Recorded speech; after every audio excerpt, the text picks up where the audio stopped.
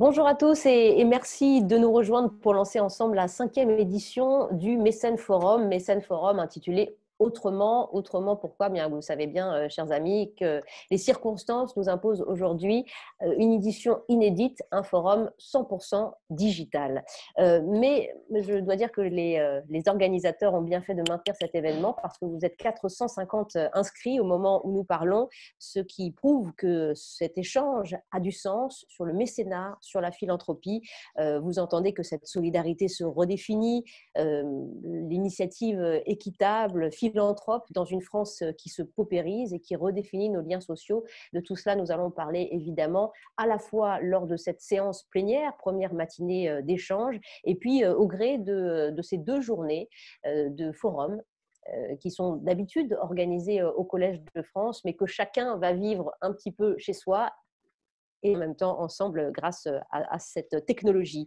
Le mécénat face au défi de la crise, voilà comment Amical et ses partenaires ont intitulé cette réflexion, comment le modèle va évoluer, comment le modèle peut innover, alors qu'aujourd'hui nous sommes dans l'urgence, notamment de l'aide alimentaire, il en sera question. On ne va pas être dans les grands discours, mais dans du concret.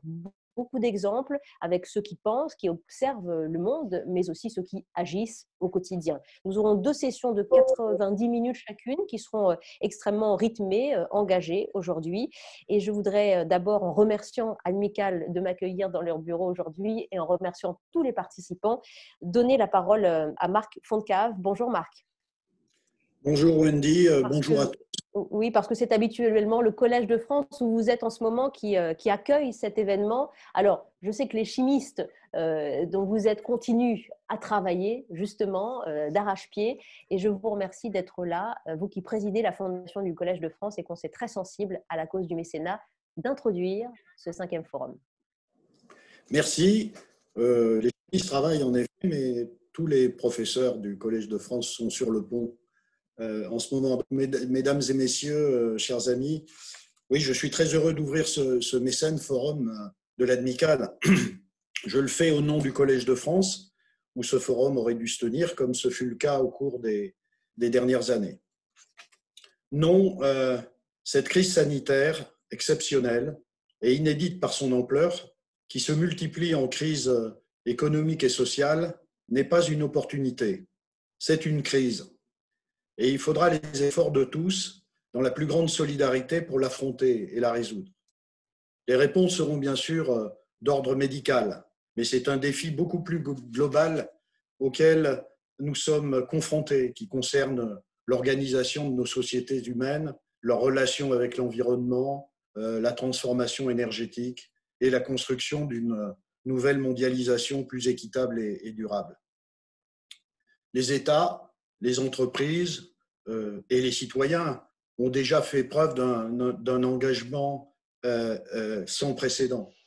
Ce que nous allons discuter aujourd'hui, un sujet majeur, c'est de la capacité du mécénat, avec ses propres valeurs de partage, de générosité et d'accompagnement, capacité à proposer des solutions originales comme levier de construction de ce nouveau monde.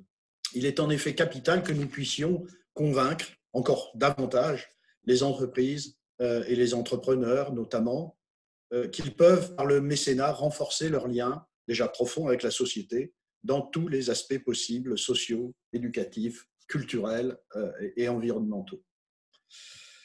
Nous aurons besoin toujours plus de connaissances pour affronter cette crise, ces crises. Non pas ces fausses informations infondées, ces idéologies complotistes et catastrophistes, ces débats creux où ne s'échangent que des slogans. C'est là que le Collège de France a une place à tenir, comme d'ailleurs toutes nos institutions de recherche et d'enseignement, en raison du rôle essentiel de la recherche dans nos sociétés, une recherche forte, libre, ouverte, ambitieuse dans tous les domaines de la connaissance. Plus que jamais, nous avons besoin à la fois d'expertise indépendante et objective pour assister et comprendre les décisions des pouvoirs publics, par exemple, et également d'un meilleur partage de la culture scientifique pour contribuer à la bonne information des citoyens.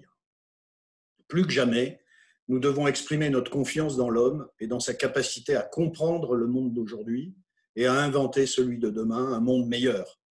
C'est avec cette ambition que depuis sa création au XVIe siècle, les professeurs et les chercheurs du Collège de France travaillent. Aux frontières des connaissances, autour des grands enjeux des sociétés et des civilisations d'hier, d'aujourd'hui et de demain. Santé, environnement, énergie, intelligence artificielle, mais aussi vivre ensemble, culture, histoire, etc. Et également en partage avec ses auditeurs qui peuvent, grâce à ces enseignements en accès libre, accéder aux outils nécessaires pour mieux penser et transformer le monde.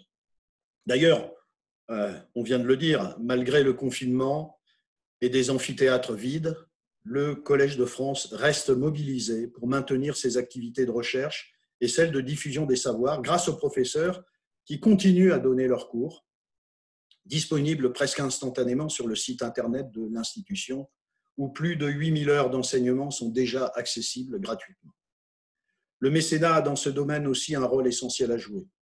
En soutenant ces recherches, en soutenant le monde de l'innovation, en contribuant à rendre le citoyen, et en particulier les jeunes, mieux informés, les mécènes portent un message d'une très grande profondeur, de confiance dans la connaissance comme solution aux crises. On a besoin de ce message, qu'ils en soient remerciés. Merci. Merci beaucoup, Marc, pour ces propos introductifs.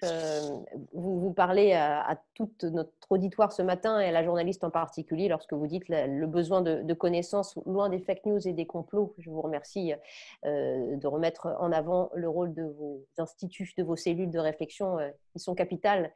Et vous êtes bien placé, chère Sylvaine Pariot, pour le savoir, vous qui faites confiance chaque année justement au Collège de France et à ses éminents chercheurs pour héberger vos réflexions sur le mécénat, vous qui êtes déléguée générale d'Amicale, Sylvaine. Eh bien, vous avez tenu vous aussi à soutenir ce projet, cette réflexion sur le mécénat pendant ces 2 jours. Et je vous propose eh bien, aussi d'introduire avec nous ce Mécène Forum autrement, 100% digital. Merci beaucoup Wendy, merci Marc, merci au Collège de France, on va dire, pour son accueil virtuel. Je suis vraiment très heureuse de vous savoir si nombreux connectés à ce premier Mécène Forum 100% digital. Sachez que nous avons mis beaucoup de cœur à l'ouvrage pour que vous puissiez passer un excellent moment pendant ces 2 jours. En quoi la crise est un défi pour vous, pour nous, acteurs engagés au service du bien commun? Telle est la question de ce 5e forum. À titre personnel, j'ai toujours vu dans les moments difficiles une occasion d'apprendre, d'aller plus loin, de prendre de nouveaux chemins, de sortir de ma zone de confort. Autrement dit, de changer, de continuer à avancer, mais différemment. Et là, je diffère un petit peu du point de vue de Marc, parce que j'ai appris récemment que le mot crise en chinois est composé de 2 idéogrammes, l'un qui veut dire danger et l'autre opportunité. Et vous l'aurez compris, je partage cette vision que dans toute crise, il existe justement des opportunités, du positif et une chance de transformation.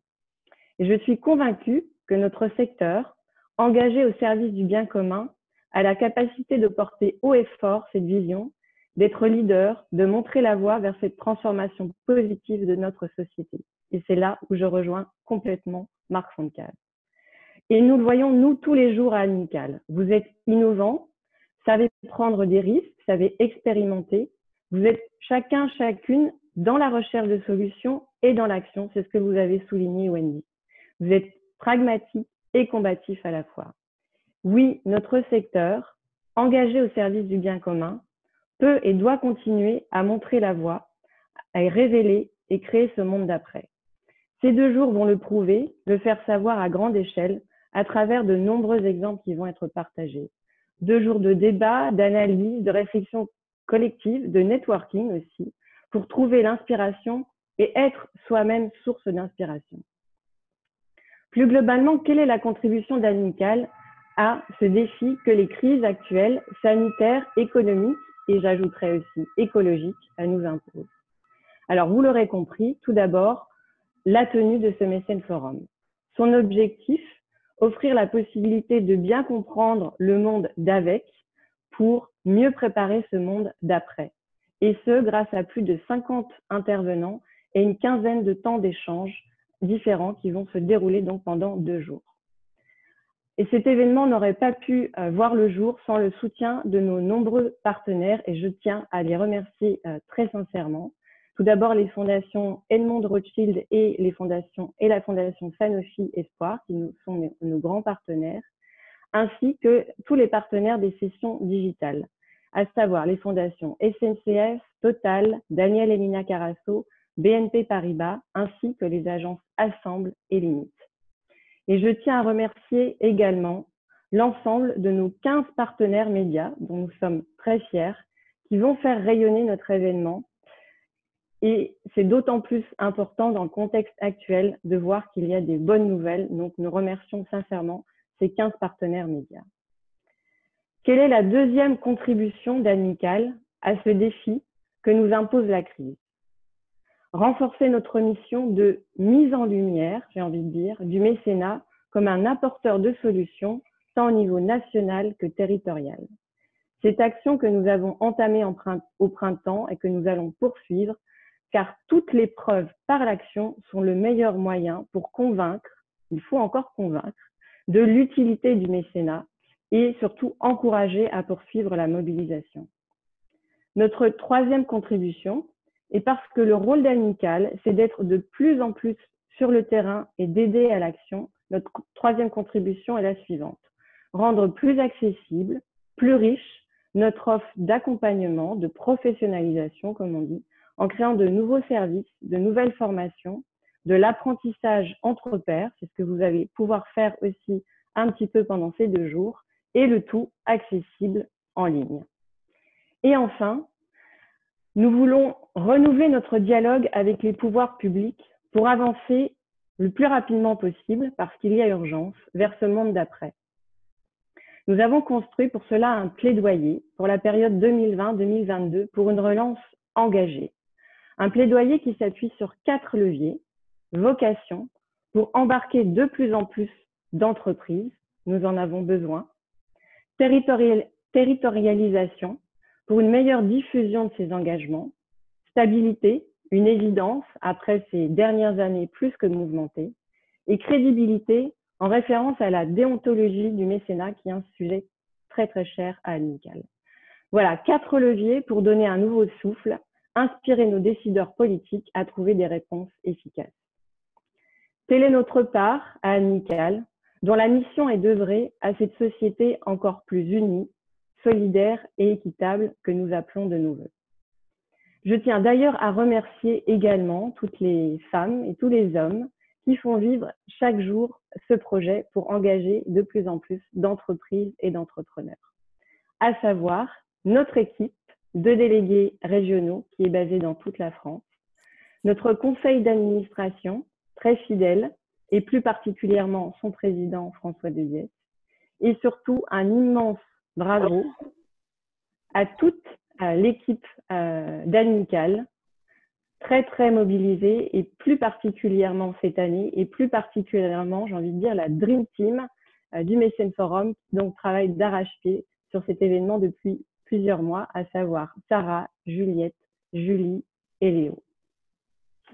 Enfin, pour terminer, j'ai envie de partager avec vous cette phrase de Bob Hunter, un des fondateurs de Greenpeace, et qui résonne tellement vrai aujourd'hui et en laquelle je crois depuis longtemps, qui est affichée en fait depuis très longtemps dans mon bureau. Les grands changements semblent impossibles au début et inévitables à la fin. Construisons ensemble ces grands changements. Je vous souhaite un excellent Mécène Forum. Merci Sylvaine Pariot, déléguée générale d'Amical, et merci pour cet échange. Je vois que déjà vous nourrissez le débat. Marc Fontcave explique cette crise en opportunité, il n'en est pas persuadé, une crise à affronter, mais vous voyez déjà le levier un peu positif. C'est en tout cela qu'on va s'engager pendant ces 2 jours de réflexion, et vos discours sont à la fois très forts et très complémentaires. Le partenariat public-privé, il en sera évidemment question. L'image du mécénat, je crois qu'Ariane de Rothschild aura beaucoup à à dire, notamment sur le sujet, pourquoi les Français sont généreux, mais pourquoi les mécènes, les philanthropes ne sont-ils pas assez valorisés en France? Ça, c'est une grande question et que, en tant que journaliste, je me pose aussi et dont je me ferai le relais, ça, je m'y engage. Vous saluez la Dream Team d'Anne Mical. Je me permets de dire qu'elle est en effet à l'action vraiment, et aussi sur Twitter en ce moment avec le hashtag Mécène Forum. Si vous voulez suivre, partager ces propos, cette conférence, c'est maintenant.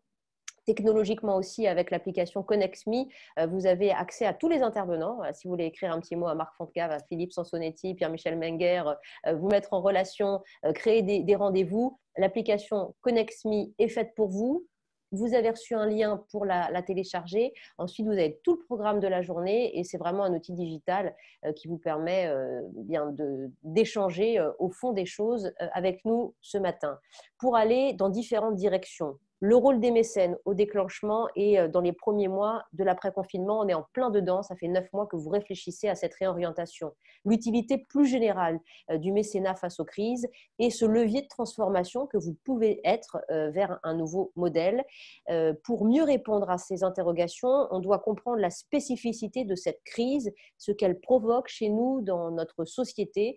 Et j'aimerais que nous laissions maintenant la parole pour son analyse à un autre professeur, également au Collège de France, titulaire de la chaire Sociologie du travail créateur. Pierre-Michel Menger est avec nous et on attend votre analyse, Pierre-Michel, sur les crises. C'est à vous, monsieur. Merci, bonjour à toutes et à tous. Pour introduire la table ronde de ce matin, je vous propose d'examiner quelques-uns des défis que la crise sanitaire a lancés à la recherche, à la décision publique et à l'évolution de nos comportements dans cette crise. La pandémie de la Covid-19 a fait apparaître au grand jour la mince frontière entre confiance et défiance.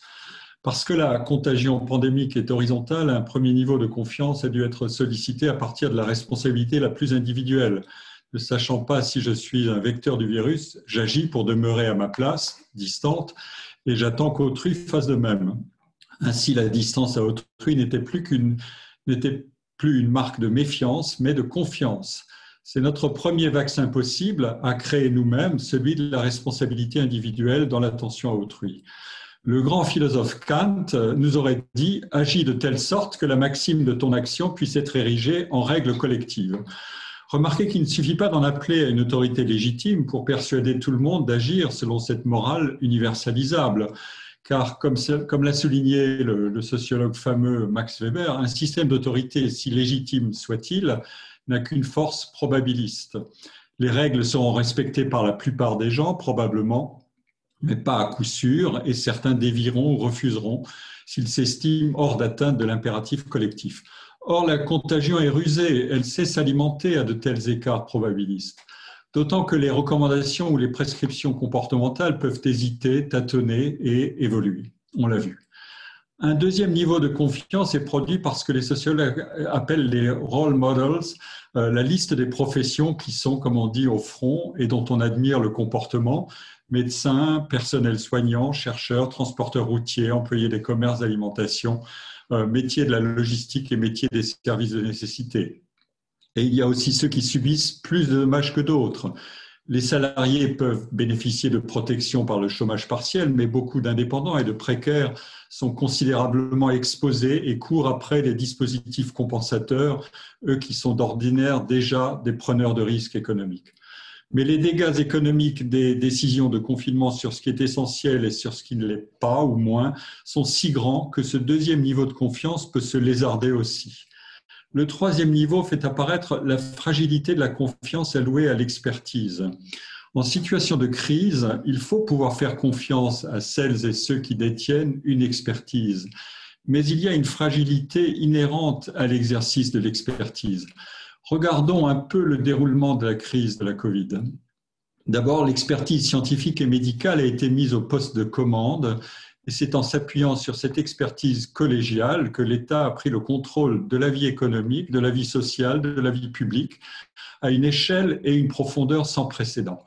Or, la recherche médicale, comme toute recherche, œuvre dans l'incertitude. Les chercheurs ont leurs désaccords, c'est l'un des carburants de leurs avancées.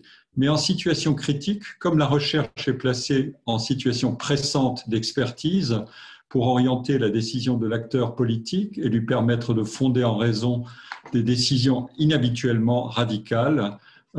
La difficulté existe. L'expertise produit alors de la confiance et elle produit aussi son contraire puisque l'expertise va recommander mais sans certitude absolue. Tous les risques sont générateurs de divergences d'appréciation. Les incertitudes et les désaccords entre scientifiques ne disparaissent pas sous la pression de l'urgence. Puis peu à peu s'invitent dans le cercle des experts tous les producteurs de diagnostics sur les effets économiques, sociaux, psychologiques, générationnels de la pandémie ou encore sur les causes de celle-ci. On voit alors des débats qui concernaient habituellement le monde de la médecine ou celui de l'assurance, comme l'étude de la valeur de la vie et de son prix, sortir de leur lit. J'ai souvent songé, en écoutant ces débats, au dilemme tragique bien connu des philosophes, la fable fameuse du conducteur de trolley ou de tramway, si vous voulez. Un tramway est lancé à pleine vitesse car ses freins ont lâché et le conducteur a devant lui 5 personnes qui sont bloquées sur la voie sans pouvoir s'échapper. Il va les faucher, mais s'il prend l'aiguillage juste devant lui, il n'en tuera qu'une seule qui est bloquée sur l'autre voie. Que doit-il faire? En sacrifier une pour en sauver 5? On a beaucoup entendu des raisonnements sur l'air de ce dilemme, autrement dit sauver l'économie et les emplois et la formation des jeunes en sacrifiant des vies, mais on oublie les différences dans les temporalités de gestion des risques. Il y a les risques à traiter immédiatement, c'est le travail sanitaire, et il y a les dégâts qu'il faut s'employer à réparer, ceux qui s'inscrivent dans un temps plus long et moins mortellement critiques immédiatement. Une deuxième source de fragilisation de l'expertise réside dans cette observation simple. Les comportements prescrits ou adoptés face à la contagion varient beaucoup selon les pays et nous en sommes tous témoins, tant l'information sur une crise planétaire est logiquement comparative. La Suède réagit à l'opposé de la Corée. La France est moins équipée que l'Allemagne face à la pandémie et nous sommes plus réticents à l'exercice collectif de la responsabilité que nos voisins. Avec son cocktail confinement strict, traçage et isolement, l'Asie du Sud-Est Pacifique fait la leçon aux autres et tout près d'elle, à l'Inde. Les États-Unis sont encore la nation qui domine dans les sciences et dans l'innovation, y compris biotechnologique et pharmaceutique. Or, c'est le président de ce pays, suivi par de vastes corps de supporters, qui a voulu discréditer systématiquement les scientifiques et leur expertise. Des pays autoritaires comme la Chine se félicitent de juguler la crise bien mieux que les pays démocratiques, mais leur système d'information est verrouillé, sans parler des libertés publiques et du contrôle politique et technologique des individus. Un troisième défi réside dans la participation collective à la production de l'expertise, quand l'information est continuellement surabondante et circule dans les réseaux sociaux. L'information horizontale est rythmée par l'impatience, par les émotions, par l'exigence de transparence et de vérité, mais aussi par les expressions d'incrédulité, par les revendications d'indiscipline libératrice et par les multiples variétés de falsification des faits. Quelle est la place des scientifiques dans la démocratie d'expertise en situation de crise? Les scientifiques pratiquent ordinairement le doute rationnel devant tout argument avancé et devant toute vérité proclamée, afin de procéder à l'examen scrupuleux des faits par expertise et contre-expertise. Ce scepticisme organisé peut vite se retourner en un scepticisme inorganisé. Les délibérations deviennent chaotiquement inclusives et elles agrègent les degrés très variables d'information, de connaissances et de croyances mises en circulation par les canaux les plus divers, y compris les plus contagieux, ceux de ce qu'on appelle l'infodémie. Il y a là un dilemme. De multiples voix doivent pouvoir être entendues, mais des décisions doivent être prises. En contexte d'incertitude critique, la demande de savoir scientifique est considérablement renforcée, mais la vitesse exigée pour agir et trouver la solution s'oppose à la longueur temporelle des protocoles de découverte et à la patiente mise à l'épreuve de leur efficacité. La solution, c'est celle d'un apprentissage collectif. Apprendre, c'est accepter de procéder par séquence, par révision des connaissances, par correction des anticipations, selon une forme non pas paresseuse, mais dûment informée de pragmatisme.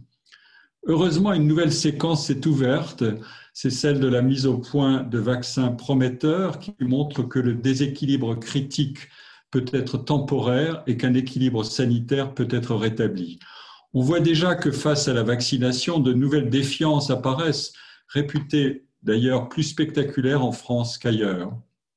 Pourtant, si le ou les vaccins font effectivement leur œuvre, une situation nouvelle s'ouvrira. Les incrédules et les défiants pourront bien douter, la caravane de la recherche avancera et celle du processus de vaccination aussi. N'a-t-on pas dit que le XXIe siècle sera le siècle de la biologie et des sciences du vivant au sens large, donc nature comprise?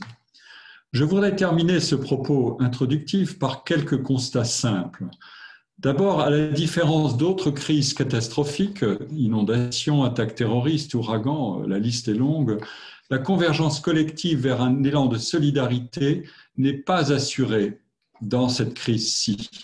Bien sûr, les gestes et les comportements prudents de distanciation sociale constituent à l'échelle planétaire l'acte le plus massif de coopération interindividuelle dans l'histoire, avec tout ce qu'il a de paradoxal, coopérer en se tenant à distance.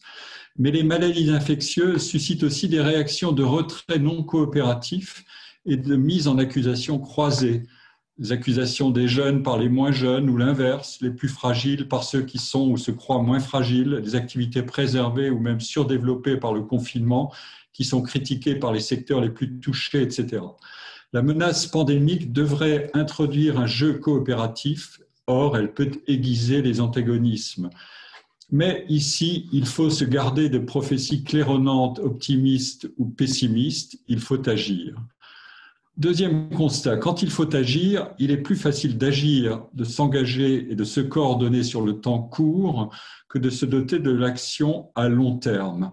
Bien sûr, le futur est malaisément probabilisable, on en a fait précisément l'expérience, et nous-mêmes, ordinairement, nous sommes peu enclins à nous projeter trop loin du présent.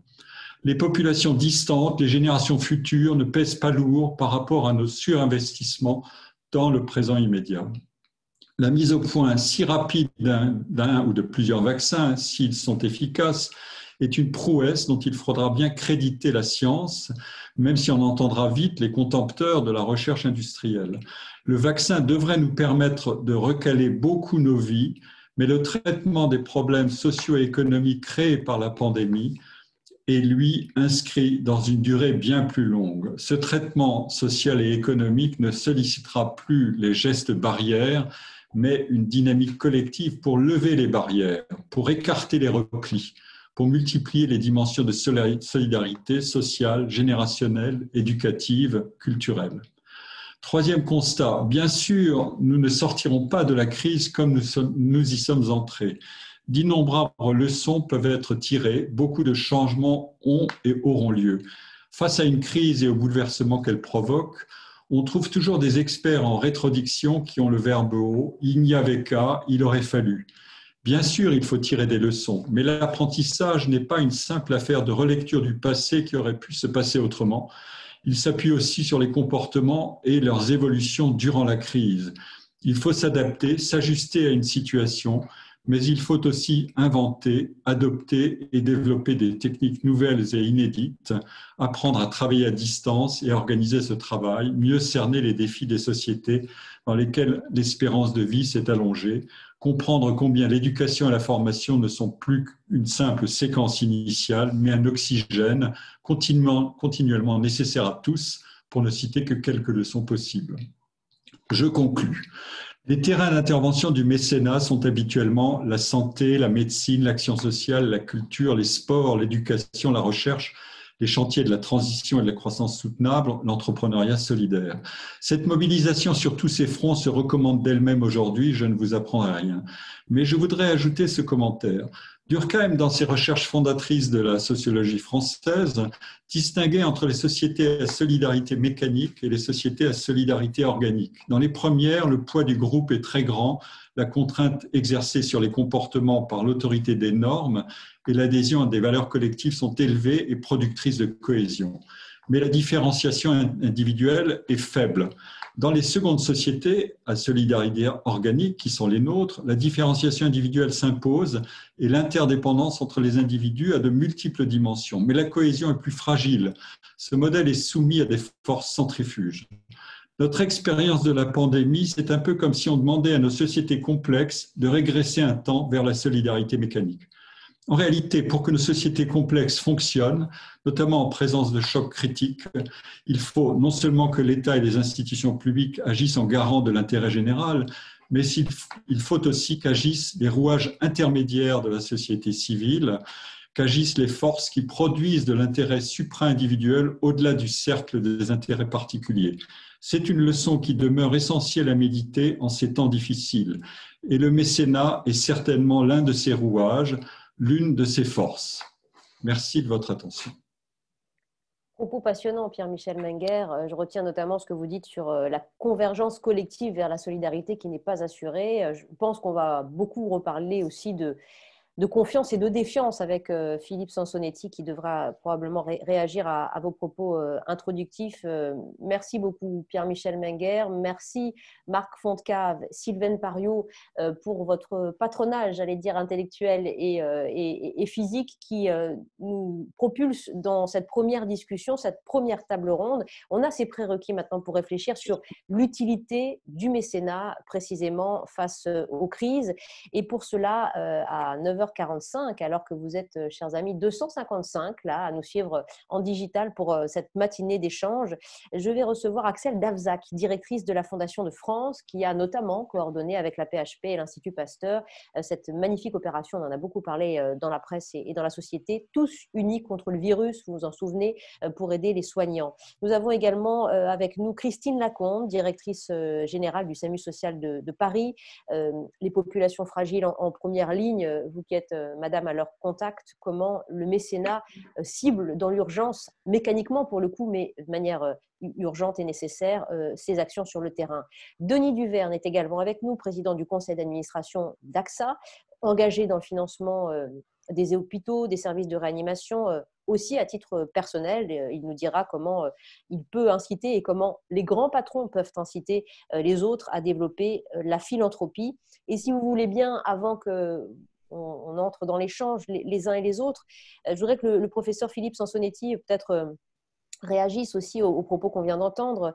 Vous qui êtes professeur infectiologue, chercheur à l'Institut Pasteur, ouvrir le débat sur la situation pandémique, sur notre rapport individuel, social à cette crise justement, qui bascule un peu, qui casse un petit peu nos réflexes de liens sociaux.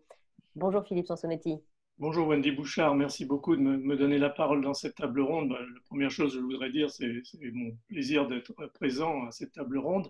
De dire aussi, avant de l'oublier, que le Collège de France a été très très présent depuis le début de cette pandémie en matière de réflexion justement sur ces aspects divers qui concernent la Covid-19.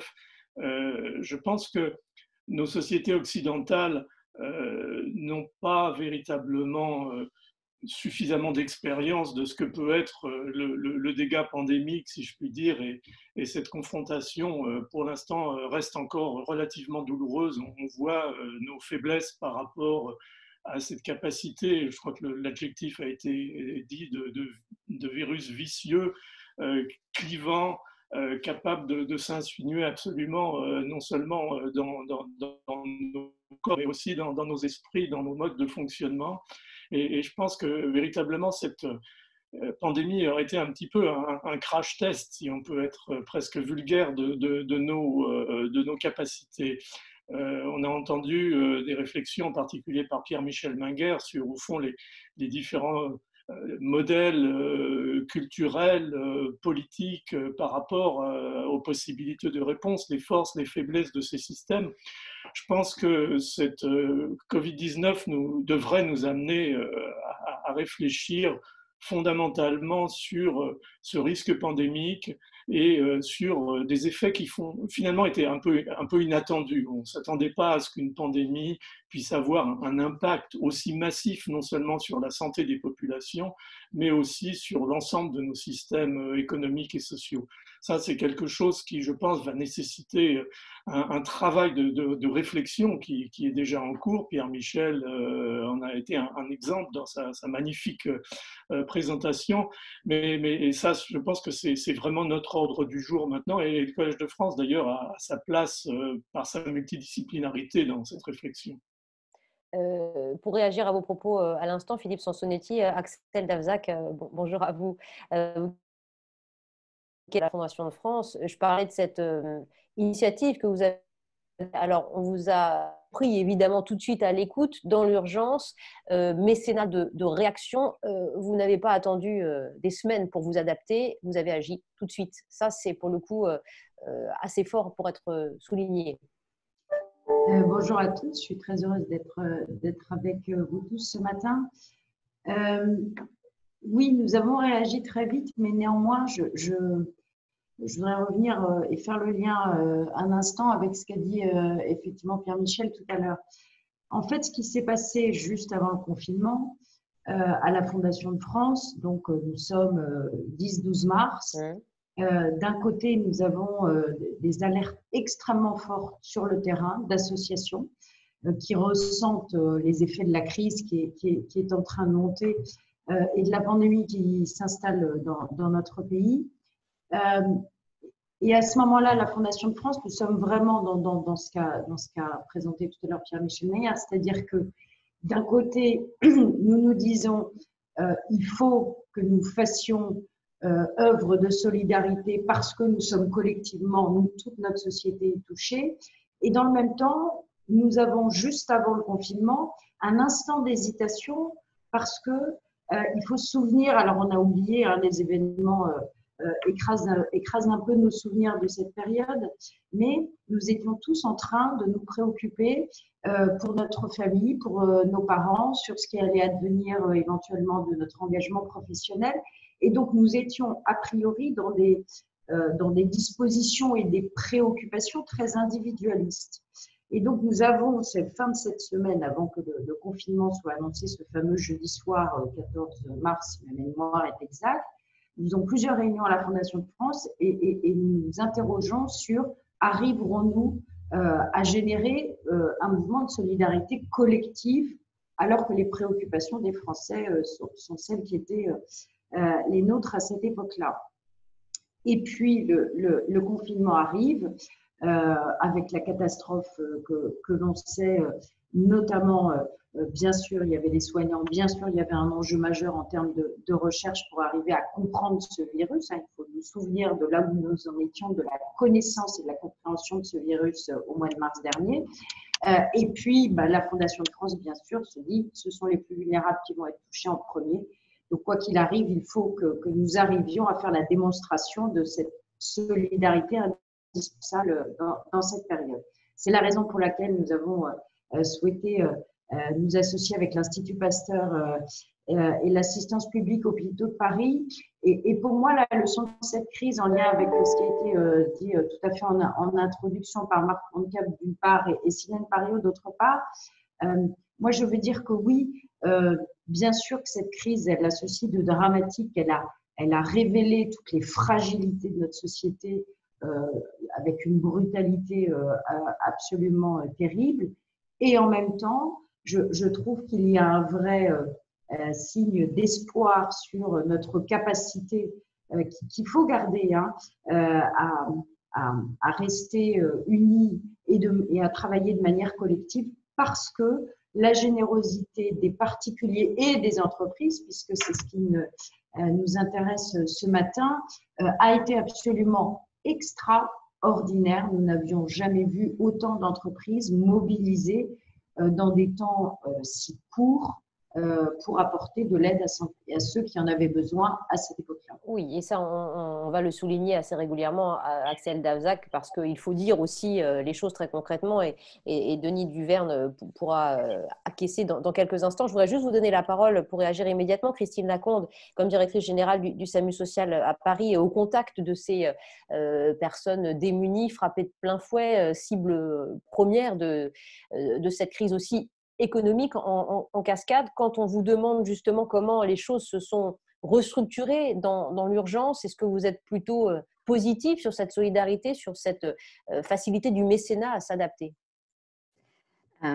Bonjour à tous déjà et merci de me permettre de témoigner sur ce premier confinement qui a été et dévastateur et en même temps révélateur de choses assez formidables. Et donc, vous m'interrogez sur finalement la place que les mécènes, nos partenaires et les partenaires qu'on a rencontrés aussi à cette occasion-là, la place qu'ils ont jouée, cette place, elle a été assez essentielle parce que les partenaires, et encore une fois des partenaires aussi qu'on a découverts, ont été probablement, même on peut dire sûrement, beaucoup plus réactifs que les pouvoirs publics pour nous aider dans un premier temps à faire face à ce qui était un manque d'équipement, enfin assez basiquement, on en a beaucoup parlé, évidemment les masques, mais aussi les tenues jetables, etc. Ils nous ont aussi aidés à faire face à ce qui était des nouveaux besoins, notamment alimentaires. En fait, finalement, le secteur de soutien aux personnes en très grande précarité a volé en éclats. Pendant les 3 premières semaines du confinement à Paris, il n'y avait plus de distribution alimentaire. Il n'y avait quasiment plus un seul lieu d'hygiène qui était encore ouvert pour les personnes sans abri. Et parallèlement à cette suppression finalement de tous les lieux ressources des personnes en grande précarité, parallèlement à ça, il y avait des systèmes économiques très précaires de personnes qui sont la lisière de l'ultra-pauvreté, ces systèmes économiques qui volaient en éclats parce que les personnes avaient des jobs au noir, donc évidemment, non seulement ils les perdaient, mais en plus, il n'y avait rien pour compenser. Et là, c'est pareil, les mécènes ont été extrêmement présents et inventifs aussi pour nous aider à devenir ce qu'on n'était pas du tout d'ailleurs. Enfin, normalement, le SAMU social de Paris n'est absolument pas un acteur de l'aide alimentaire, mais on l'est devenu voilà, en quelques jours. Et le mécénat a été vraiment essentiel, et c'était essentiel pour nous donner des moyens d'agir, des moyens financiers, des moyens. On a récupéré énormément de masques auprès de certains mécènes, on a pu récupérer des tickets services pour pouvoir les distribuer aux personnes qui avaient faim. On a pu récupérer des sortes d'autorisations de pouvoir nous fournir en denrées alimentaires auprès de grossistes de la restauration. Donc voilà, c'était des moyens, encore une fois des moyens financiers et puis pas que financiers. Et c'était aussi important pour nous et pour l'ensemble des équipes de se sentir soutenus. C'était aussi symbolique, à vrai dire. Et voilà. Et on a eu des petites aventures absolument extraordinaires. Si je vous prends l'exemple de ces équipements de protection dont on manquait cruellement, et donc notamment les fameuses tenues jetables. Et donc pour trouver des tenues jetables, il n'y avait plus rien. Impossible d'acheter évidemment la moindre tenue jetable en France. Donc par exemple, on s'est adressé à des circuits totalement improbables, des agriculteurs, des coopératives agricoles, et on a pu même avoir des formes de générosité toutes petites, mais qui étaient magnifiques. Des agriculteurs de l'Ardèche qui nous envoyaient 20 tenues jetables par la poste. Voilà. Donc ça, c'était pour le symbole, mais après les mécènes, en tout cas, je n'oserais pas aujourd'hui citer les mécènes qui ont été les plus importants, mais en tout cas, ils ont joué un rôle essentiel. Et encore une fois, vous pouvez. Réactivité, d'inventivité. Et ça, c'est très intéressant parce que comment les missions se sont redéfinies aussi dans cette urgence. Vous le disiez, Christine Lacombe, on n'était pas habitué à faire de l'aide alimentaire. Vous l'avez fait parce que c'était le plus urgent. Denis Duverne, tous ses propos en introduction, on fait ce petit tour de table et puis après, l'échange va se nourrir. Vous qui êtes présidente du conseil d'administration d'AXA, doivent aussi vous faire réagir, j'imagine, parce que votre métier, c'est de s'adapter aux crises. Mais là, cette crise est inédite, elle est manifestement assez pérenne. Donc, voilà, comment aussi on redéfinit la raison d'être d'une entreprise comme la vôtre? Je crois que vous avez beaucoup à nous dire aussi. Alors, je ne vais pas commencer par la raison d'être, mais je vais commencer en disant d'abord bonjour à tous et merci de m'accueillir. Chez AXA, il y a une très longue tradition de mécénat qui remonte à plus de 30 ans. Et le mécénat d'AXA s'applique dans la lutte contre la pauvreté, le handicap, l'éducation, mais aussi la culture et le patrimoine. Il y a une association qui s'appelle AXA à tout cœur qui soutient les associations dans lesquelles les collaborateurs d'AXA sont engagés. Et puis depuis une douzaine d'années, nous avons aussi fait du mécénat dans la recherche liée au risque, parce que la gestion des risques et la protection contre les risques, c'est le métier d'AXA. Et donc, dans toutes les crises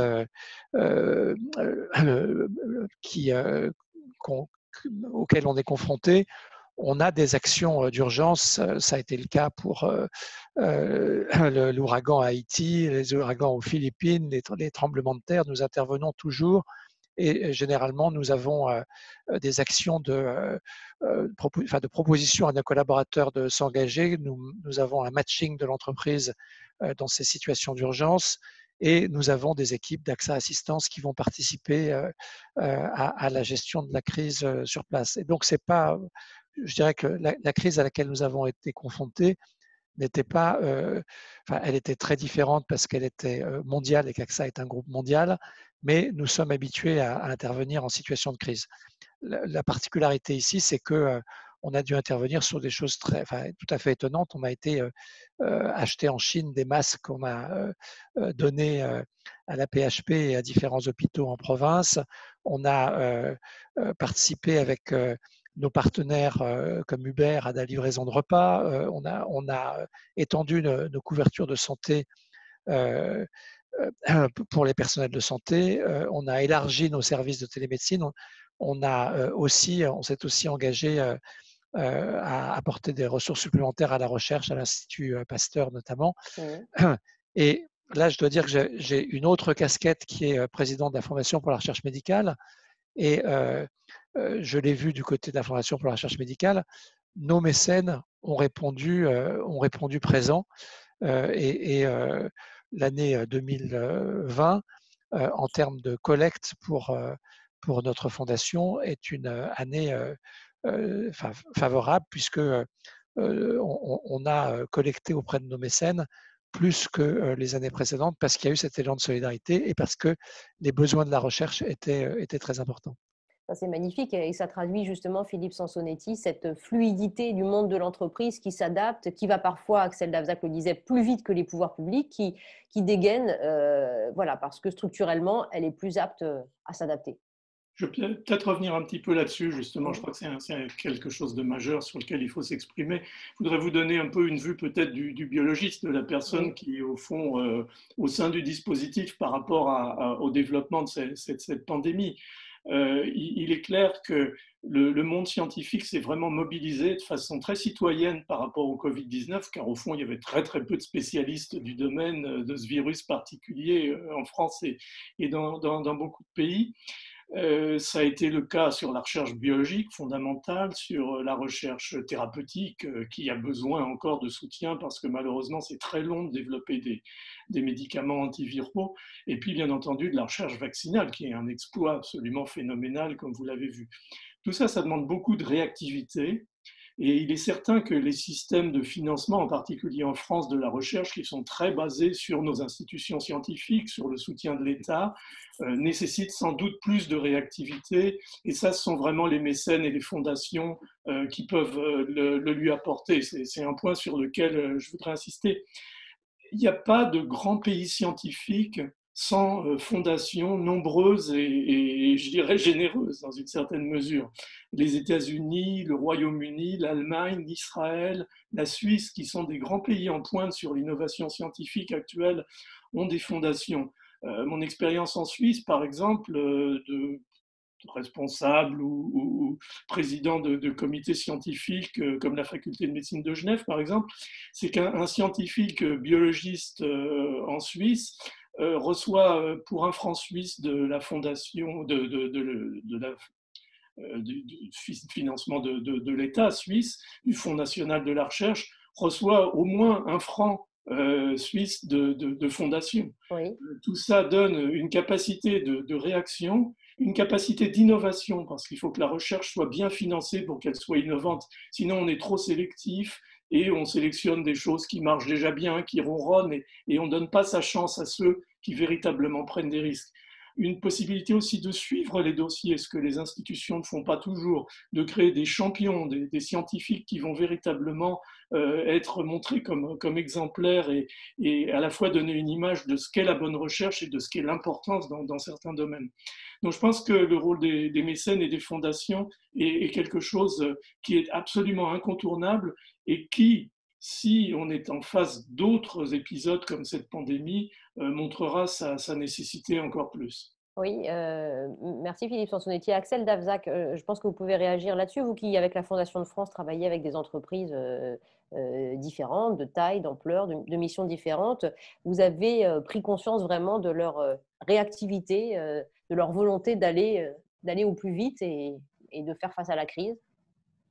Je crois. Alors, on n'a pas pris conscience parce que le mécénat d'entreprise, il est déjà très présent, j'allais dire, avant le mois de mars 2020. Hein, c'est 3 milliards d'euros chaque année, donc c'est quand même extrêmement important dans notre pays.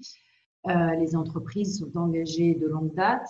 Ce qui s'est joué là, si vous voulez, c'est, je pense, la compréhension par les entreprises du levier qu'elles avaient grâce au mécénat. C'est-à-dire que le mécénat traditionnellement d'entreprise est une action qui est, comme toutes les actions de l'entreprise, construite dans le temps avec des axes, des objectifs, quelque chose de très structuré.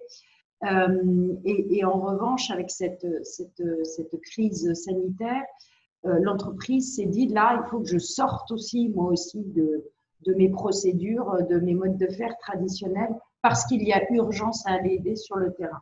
Et donc, ça a révélé, je crois, aussi dans certaines entreprises, des possibilités d'agir en tant que mécène différemment, à travers des alliances, à travers des champs d'intervention qui n'étaient pas forcément ceux qui étaient posés dans la stratégie de mécénat du groupe, sans pour autant faire perdre aucune valeur à l'action philanthropique, ni aucune pertinence au regard de l'engagement en tant que mécène des entreprises.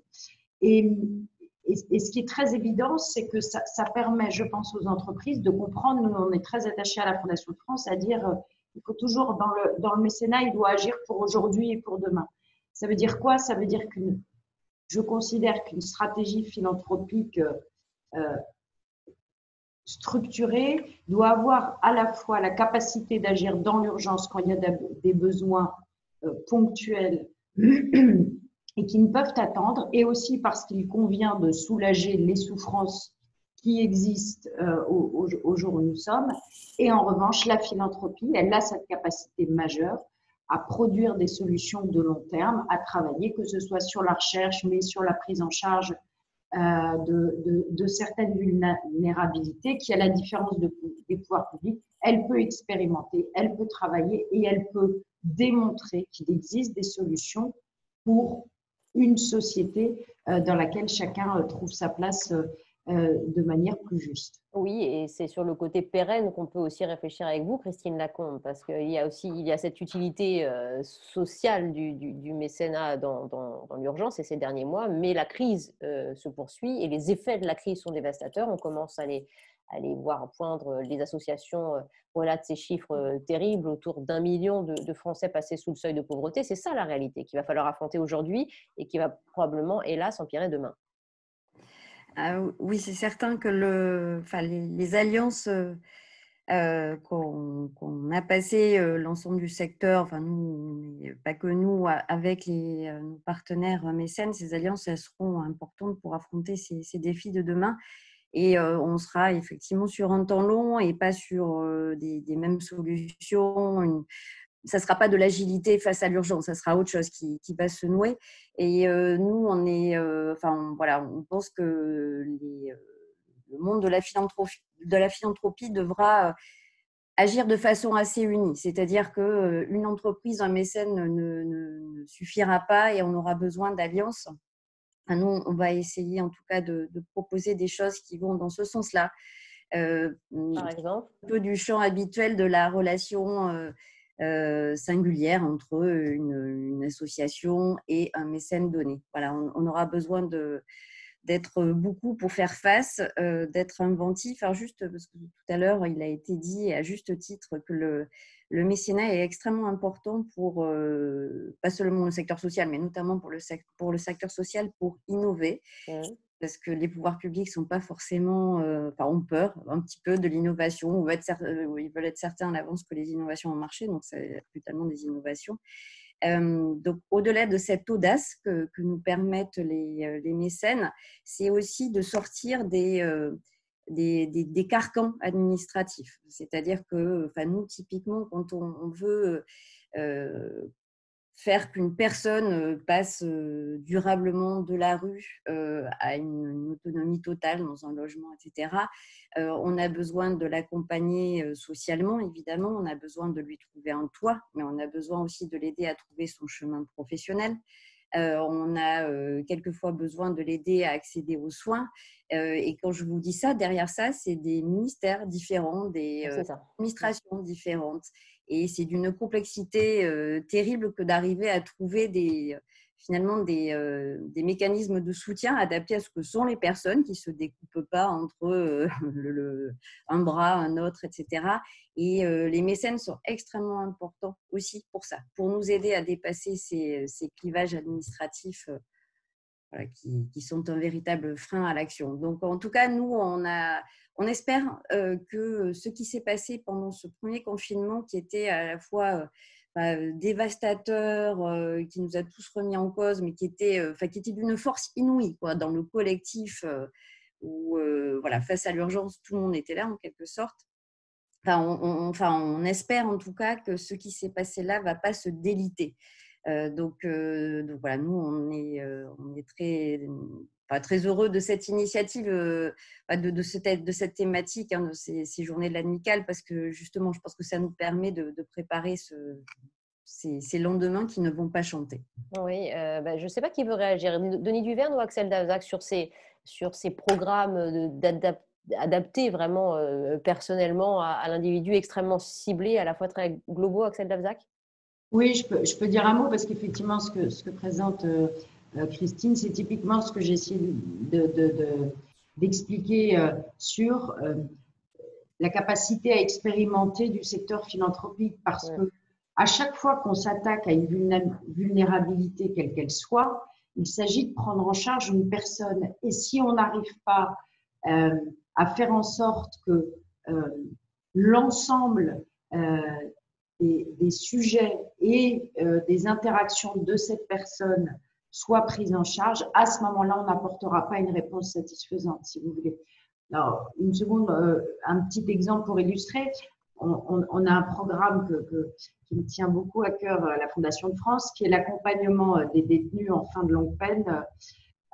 Et donc, il s'agit d'accompagner des personnes qui ont fait 20 ou 30 ans de prison. Il est bien évident que la question pour ces personnes, ce n'est pas uniquement celle de retrouver un logement, celle de retrouver un travail, c'est la question de l'insertion dans la société, d'avoir cette capacité aussi à interagir en liberté avec d'autres êtres humains. Et donc, en quelque sorte, il faut tout réapprendre, depuis refaire toutes les démarches administratives jusqu'à… Et donc, la difficulté, c'est effectivement que les parties prenantes sont multiples. Or, la philanthropie, elle a cette capacité à mobiliser dans une salle l'ensemble des parties prenantes de l'administration, des pouvoirs publics, du secteur associatif, pour proposer une prise en charge et un accompagnement complet pour ces personnes. Et donc, à proposer des solutions très concrètes. Très bien, Denis Duverne. Oui, moi, je voulais revenir sur deux choses. D'une part, effectivement, le fait que nous soyons, je dirais, dans la durée, en collaboration, en connexion avec de multiples associations, a fait que le lien était facile à établir dans cette période-là, parce que, je dirais, nous savions trouver les associations savaient nous trouver, et ça, c'est vrai localement en France et dans tous les pays du monde dans lesquels nous intervenons. Et le deuxième point, en réaction à ce que disait Philippe Sansonetti tout à l'heure, c'est qu'il y a eu effectivement dans cette crise sur les sujets de recherche des formes inédites de collaboration, en ce sens que traditionnellement, là je prends ma casquette de formation pour la recherche médicale, nous avions nos appels à projets, l'État avait ses appels à projets avec l'Agence nationale pour la recherche avec un consortium comme Reacting sur les essais cliniques. Et là, dans l'urgence, on a procédé différemment. On a été financer des projets qui faisaient partie des sélections, soit du consortium Reacting sur les essais cliniques, soit de l'Agence nationale de la recherche pour les recherches plus fondamentales. Et on a apporté des financements, je dirais, à la limite plus rapidement que l'État sur certains projets. Et donc, notre intervention était bienvenue, même si en France, le poids des fondations dans la recherche médicale n'est que de 20%, alors que vous évoquiez un 50% dans le cas de la Suisse ou d'autres pays.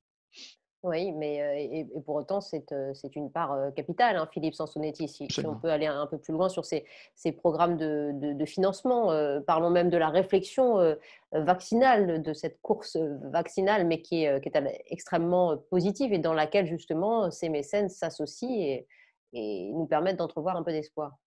Un cas d'école, ça a été ce qui a été mentionné, par exemple, l'opération Institut Pasteur, assistance publique des hôpitaux de Paris. Oui. L'Institut Pasteur a mis en place très tôt, à partir du mois de février-mars, ce qu'on appelait une task force Covid-19, et l'essentiel des financements qui ont permis de démarrer les travaux à la fois sur la biologie fondamentale du virus, les mécanismes de la maladie, tout ce qui concerne le suivi des modifications du génome du virus, et tout ce qui a concerné, bien entendu, les possibles applications thérapeutiques, des travaux qu'on appelle de biologie systémique qui nécessitent de chercher des interactions entre les différentes molécules. Tout ça, à combiner aux travaux pour le développement vaccinal, n'a pu véritablement commencer que grâce à ce financement qui, au fond, répond en gros à la définition mécénat, fondation. L'Institut Pasteur, en plus, est une fondation qui lui permet ce genre d'exercice rapide de mise en place de financement. Donc, l'impact sur, disons, la mise à niveau du système de recherche biologique français à ce défi pandémique avec un virus jusqu'à présent relativement insuffisamment étudié a été énorme. Axel Davzac, ce qui prolonge aussi votre réflexion sur à la fois la pérennité de ces programmes, de ces actions, c'est le modèle mécène, ça, et philanthrope, c'est d'anticiper, c'est d'accompagner sur le long terme aussi.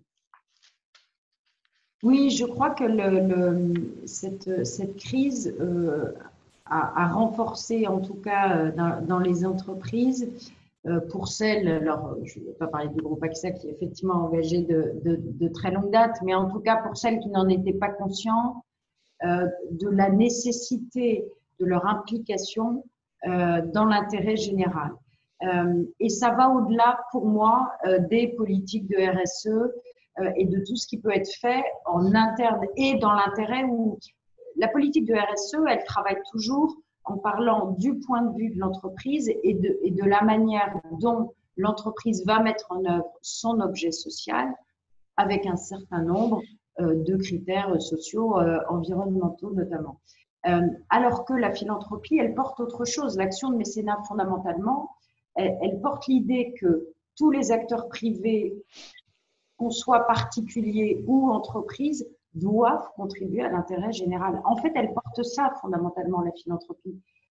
Et je crois que les entreprises, en tout cas certaines, ont compris qu'au-delà de leur engagement déjà existant pour la société dans laquelle ils évoluent, il y avait besoin, alors de manière plus ou moins structurée, importante, et après chacun est très libre des sujets sur lesquels il s'engage.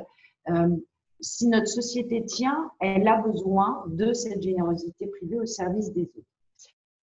Je me permets juste un petit complément parce que j'ai vu qu'il y avait une petite question sur l'échelle géographique des actions.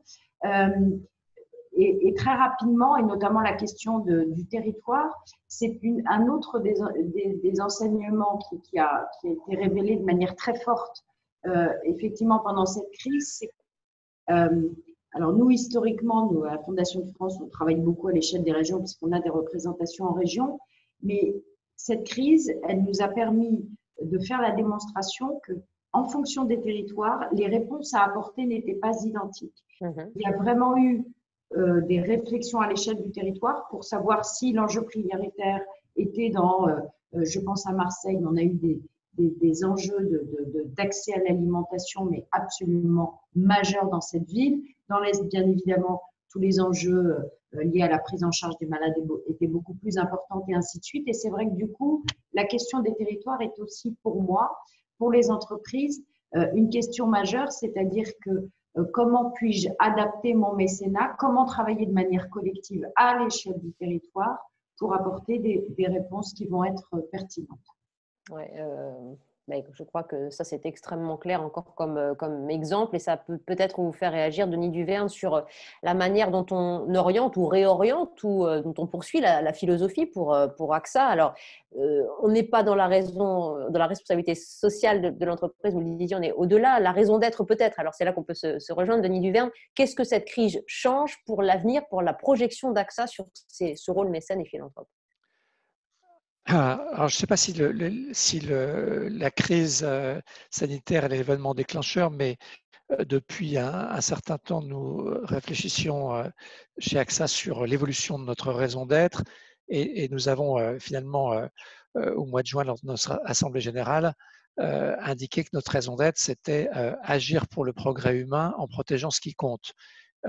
Et peut-être par rapport à la raison d'être qu'on avait auparavant, l'élément nouveau, c'est qu'on a cette ambition d'agir pour le progrès humain. C'est-à-dire que notre raison d'être, elle va au-delà je dirais, de la raison sociale de l'entreprise. On indique de manière très claire qu'on contribue à un objectif sociétal et pas seulement à un objectif pour les besoins des parties prenantes, je dirais, les plus proches de l'entreprise, que sont les clients, les collaborateurs et les actionnaires. On a l'ambition d'agir pour le progrès humain en protégeant ce qui compte.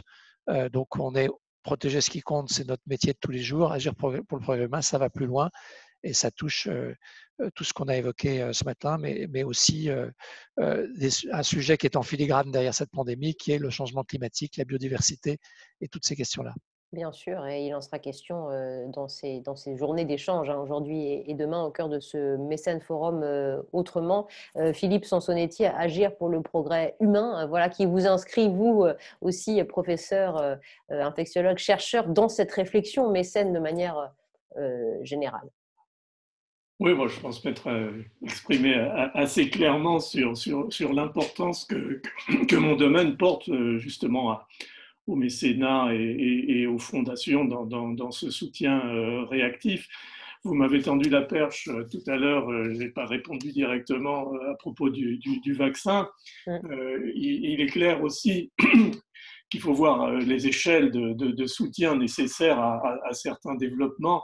Un effort de développement vaccinal partant de rien au fond, puisque aucun référentiel n'existait à part le SRAS de 2003, qui avait permis quand même un certain nombre d'avancées sur les candidats possibles pour développer des vaccins. Mais on parle là de milliards d'euros ou de dollars d'investissement. Donc il faut savoir un petit peu où va se situer ce type de soutien du mécénat. Je pense que c'est surtout aux étapes extrêmement précoces que les choses vont être importantes, en tout cas en matière de recherche, de manière à bien définir les candidats à vaccins et à initier les étapes précoces de recherche et de développement. Et au fond, cet aspect-là des choses, il est souvent un petit peu enterré parce qu'on voit surtout ensuite, on entend parler des études cliniques, on entend parler des exigences d'enregistrement, de mise sur le marché, les exigences logistiques de distribution de ces vaccins. Tout ça, c'est une autre affaire où éventuellement des fondations peuvent participer en matière, par exemple, d'aide, de soutien à ce que toutes les populations puissent bénéficier. Il faudra que tout le monde reçoive ce vaccin. Je pense que à terme, il faut qu'on puisse éliminer cette maladie. On ne peut pas simplement rester ou se camper, peut-être initialement, mais pas sur le long terme, sur la définition de populations prioritaires. Donc là aussi, je pense que les fondations auront un rôle à jouer. Mais je voulais juste simplement donner un petit peu des ordres de grandeur et voir, en tout cas sous l'angle auquel je suis impliqué, où cette recherche soutenue par les mécénats était importante et elle l'est considérablement au début. Et on a vu que dans ces courses effrénées de vitesse à développer des vaccins, la réactivité est devenue quelque chose de, je dirais, presque terrifiant en matière de... Mais merci vraiment pour ces points individuels et circonstanciés qui nous permettent vraiment de répondre à cette première question, l'utilité du mécénat face aux crises. Il nous reste 5 minutes. Il y a toujours 262 personnes qui sont à votre écoute, donc c'est bien. Ils sont avec vous, Axel Davzac et Christine Lacombe, peut-être pour terminer sur les programmes innovants, puisqu'on parlait de cette nécessité d'innovation. L'urgence aujourd'hui, Christine Lacombe pour le SAMU social de Paris, par exemple, voilà, qu'est-ce que vous attendez des mécènes? Est-ce que vous pouvez nous parler d'un programme peut-être qui fait sens et très concret pour notre auditoire? Difficile d'en choisir un, en fait. Ah oui, c'est le piège. Je pourrais parler d'un programme qu'on monte d'ailleurs avec certaines des personnes qui sont en train d'écouter cette conférence, un programme pour les jeunes qui vivent à l'hôtel, donc les jeunes entre 13 et 21-25 ans, qui vivent à l'hôtel, donc ça veut dire grandir dans une chambre de Formule 1 et y vivre pendant des années. Et voilà, ce programme, il essaie de travailler un peu à une notion de rétablissement de l'égalité des chances. C'est très prétentieux en fait, on n'y arrivera pas. Mais en tout cas, c'est ça qu'on veut faire. Et c'est surtout œuvrer pour que ces jeunes aient une notion de projet, d'avenir et une chance, un peu, comme les enfants qui sont les nôtres. Donc voilà. Et en tout cas, juste peut-être avant de passer la parole à Axel, parce qu'Axel a dit quelque chose d'assez important et qui rejoint un de nos mantras, qui est que la lutte contre la grande exclusion, c'est pas que l'affaire des pouvoirs publics, c'est pas que l'affaire des travailleurs sociaux, en fait, c'est l'affaire de tous. C'est l'affaire des entreprises, évidemment mécènes, c'est l'affaire des citoyens. Et voilà. Et donc nous, on espère vraiment que les défis colossaux sociaux qui nous attendent pour les mois et les années à venir seront de belles occasions en fait de solidifier ces relations qu'on peut avoir là avec les mécènes, pour à la fois faire face aux besoins d'ordre humanitaire, parce qu'il y aura encore des besoins humanitaires, je pense qu'il y en aura peut-être de plus en plus, aux défis d'insertion, et aussi un autre défi, parce qu'on a beaucoup parlé de recherche médicale, mais on a aussi besoin de recherche en sciences sociales, donc aussi au défi de la connaissance de ces publics qui tombent dans la précarité. Donc voilà. Merci beaucoup Christine Lacombe, directrice générale du SAMU social de Paris. Axel Davzac pour conclure avec la même question de Christine, assez précise sur des programmes. Voilà, nous parler de ces jeunes à l'hôtel nécessairement accompagnés pour vous. Alors bien sûr, toutes les personnes vulnérables restent une priorité, mais pour nous, parce qu'elles subissent plus que les autres la crise, donc elles sont doublement fragilisées. Enfin, je ne rentre pas dans le détail parce que Christine en a parlé, on en entend parler, mais ça reste pour nous une priorité. En revanche, juste au printemps, nous, face à cette bascule dans laquelle nous étions tous plongés, nous nous sommes dit à la Fondation de France qu'il fallait arriver à proposer des modèles de vie, de fonctionnement, de société différents. Et du coup, nous avons créé un nouveau programme qui s'appuie sur deux axes. Le premier qu'on a appelé acteur clé de changement. L'idée, c'est que pendant cette crise, nous avons vu émerger des acteurs associatifs ou de l'économie sociale et solidaire qui proposaient des nouvelles solutions, des nouveaux circuits alimentaires, des nouvelles solutions de prise en charge de certaines populations, des modèles d'agir très en rupture. Et on s'est dit, ces acteurs-là, ils ont émergé pendant la crise. Il faut qu'on arrive à les accompagner dans la durée pour faire la démonstration de l'efficacité de leur modèle et qu'on puisse à terme le dupliquer. Donc ça, c'est un nouveau programme que nous avons créé à la Fondation de France qui accompagnera un certain nombre d'acteurs pendant 3 à 5 ans. Et puis le deuxième axe, bien évidemment, je l'ai évoqué, c'est un axe qui s'appelle démarche territoriale parce que nous sommes très convaincus de la pertinence de l'action à l'échelle d'un territoire pour inventer de manière collective des solutions qui répondent aux enjeux territoriaux. Voilà.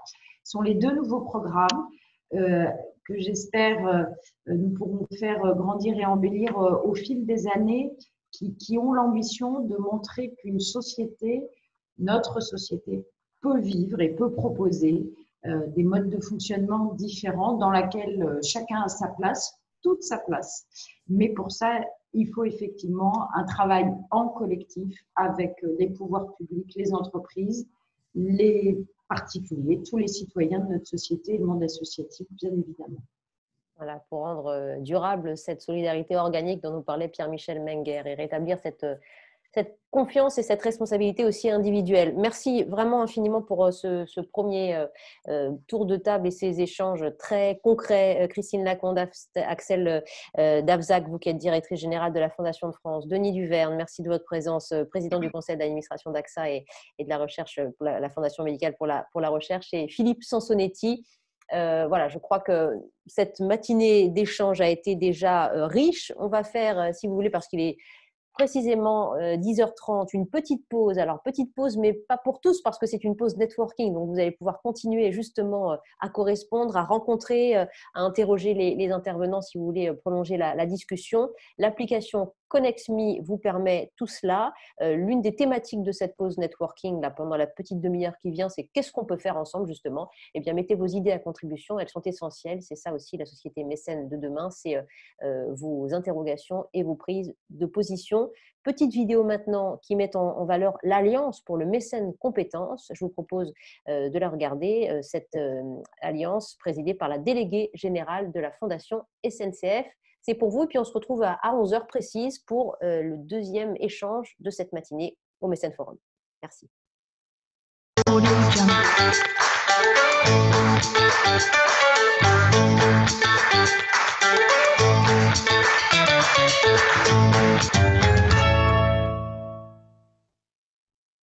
L'Alliance pour le mécénat de compétences est un changement de paradigme.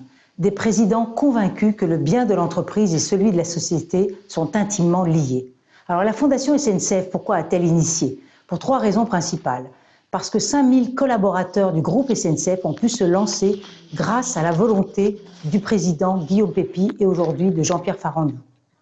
Parce que c'était le moment. Le baromètre du mécénat de compétences, de l'engagement citoyen porté par l'entreprise a montré des résultats. La quête de sens des salariés et le renouvellement du lien entre les salariés et l'entreprise. Et enfin, pour rassembler autour d'un manifeste composé de 7 engagements et aujourd'hui signé par 23 dirigeants d'entreprise.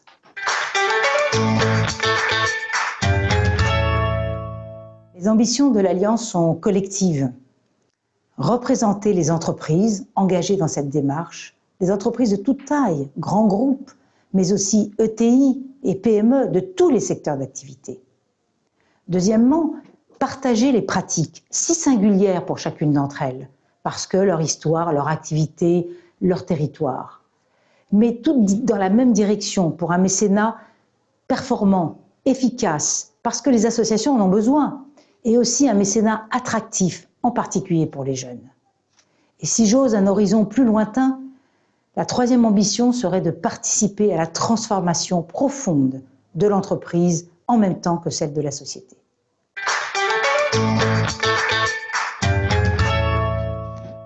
En 2019, c'était déjà très important et je tiens à saluer d'ailleurs l'initiative de la Fondation SNCF. Mais aujourd'hui, j'ai envie de dire, c'est encore plus important que des dirigeantes et des dirigeants d'entreprise partagent leurs convictions, surtout dans la période très particulière que l'on vit actuellement. Partagent leurs convictions quant aux vertus du mécénat de compétences. C'est un cercle vertueux à la fois pour les collaborateurs qui aujourd'hui ont de plus en plus envie de s'engager, pour les associations qui ont besoin de forces vives, qui ont besoin de bénéficier de l'expertise de ces collaborateurs en entreprise. Mais d'ailleurs, c'est important de souligner que c'est dans les 2 sens que ça fonctionne, car les collaborateurs partagent autant que ce qu'ils reçoivent de l'association. Donc ce cercle vertueux, c'est important que l'Alliance pour le mécénat de compétences l'encourage.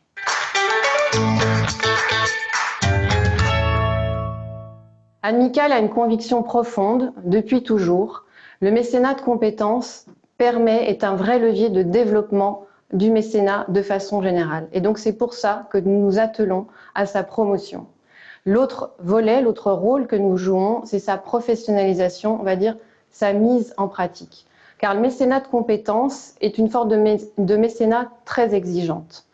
Exigeante parce que pour que ça fonctionne, pour que l'alchimie fonctionne entre l'association, le salarié qui va être sur le terrain et son manager, il y a une alchimie à trouver. Et pour que cette alchimie fonctionne, on a besoin d'ingrédients, de règles à respecter. Dans les ingrédients, il y a tout d'abord, ce qu'on disait tout à l'heure, le fait que les dirigeantes et dirigeants d'entreprise portent collectivement ce message de l'importance du mécénat de compétences et qu'ainsi ils irriguent cette dynamique au sein de l'entreprise. L'autre point, la règle à respecter, c'est le fait que l'entreprise, dès lors qu'elle décide de faire du mécénat de compétences, son objectif prioritaire est la recherche de l'impact pour l'association. Elle doit aider l'association à se transformer. L'idée est qu'elle fasse chacune, l'entreprise et l'association, un bout de chemin ensemble. Et donc c'est important pour l'entreprise qu'elle se dise « je veux accompagner une association ». C'est aussi important pour l'entreprise, bien évidemment, qu'elle attende des retours de cette relation qu'elle a avec l'association.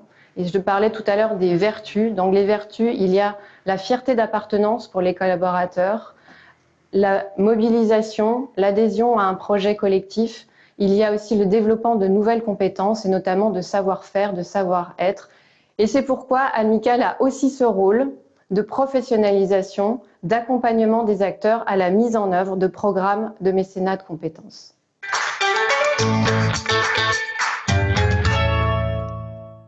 Le Covid-19 crée un nouvel élan de mécénat, titraient les Échos.